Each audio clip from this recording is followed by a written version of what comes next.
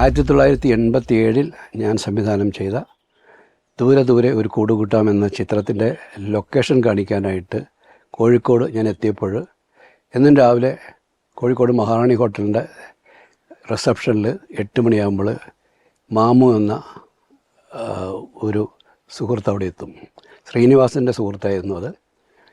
ശ്രീനിവാസനാണ് മാമുനെ എനിക്ക് പരിചയപ്പെടുത്തുന്നത്.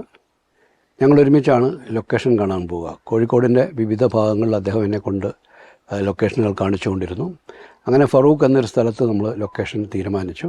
ഷൂട്ടിങ്ങിൻ്റെ തലേന്നാണ് അതിൻ്റെ നിർമ്മാതാവായ ശ്രീ എം മണി എന്നെ വിളിച്ചിട്ട് നമ്മുടെ സിനിമയിൽ കുതിരവട്ടം പപ്പു വേണ്ട എന്നുള്ളൊരു തീരുമാനം അറിയിക്കുന്നത്. ഞാൻ ശ്രീനിയുടെ അടുത്ത് ചെന്നു. ശ്രീനി എന്താണ് ചെയ്യേണ്ടത്? നാളെ രാവിലെ ഷൂട്ട് ചെയ്യണം, പപ്പുവേട്ടനെ വേണ്ടെന്ന് പ്രൊഡ്യൂസർ പറയുന്നത്, എന്താ ചെയ്യേണ്ടതെന്ന് ചോദിച്ചപ്പോൾ ശ്രീനി ഒരു നിമിഷം ആലോചിച്ചിട്ട് പറഞ്ഞു, നമുക്ക് ആ മാമുവിനെ ഇടാമെന്ന് പറഞ്ഞു.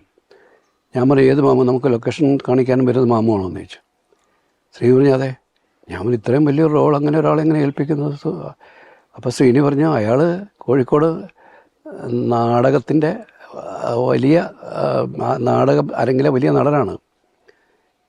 KTയുടെ കൂടെയൊക്കെ നാടകങ്ങൾ ചെയ്തിട്ടുണ്ട്. കോഴിക്കോട് അറിയപ്പെടുന്ന നാടക നടനാണ് മാമു.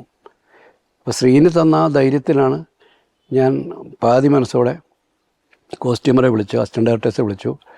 പപ്പുവേട്ടന് തയ്ച്ചു വെച്ചിരിക്കുന്ന കോസ്റ്റ്യൂമെല്ലാം ഈ മാമുവിൻ്റെ അളവിലേക്ക് മാറ്റി തയ്പ്പിച്ച് നാളെ രാവിലെ അയാളെ ഷൂട്ടിങ്ങിന് എത്തിക്കണമെന്ന് പറയുന്നു.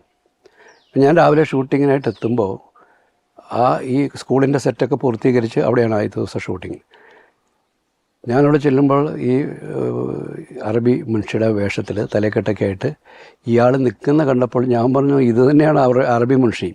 കാരണം അയാളുടെ കാഴ്ചയിൽ എനിക്ക് പൂർണ്ണമായിട്ടും ഇതിനപ്പുറം മറ്റൊരാളെ എനിക്ക് കാസ്റ്റ് ചെയ്യാനില്ല എന്ന് തോന്നുന്ന രീതിയിൽ വളരെ അദ്ദേഹത്തിൻ്റെ ആകാരവും രൂപവും വേഷവും എല്ലാം കൃത്യമായിട്ട് ചേർന്നൊരു അറബി മുൻഷിയായിട്ട് എൻ്റെ മുന്നിൽ നിൽക്കുകയാണ്.